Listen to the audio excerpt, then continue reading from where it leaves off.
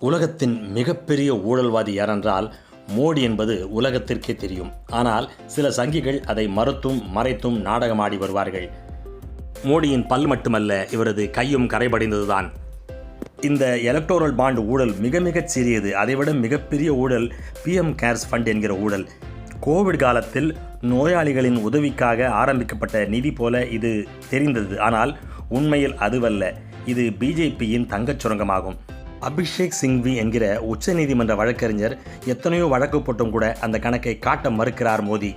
இது அரசாங்க இலச்சனையோடு ஆரம்பிக்கப்பட்ட நிதி என்றாலும் அரசாங்கத்திற்கும் இதற்கும் எந்த சம்பந்தமும் கிடையாது. இந்த நிதி எதற்காக செலவழிக்கப்பட்டிருக்கிறது என்று கேட்டால், வெண்டிலேட்டர் வாங்கிறோம் என்று அம்மாண்டமாக புழுவினார்கள்.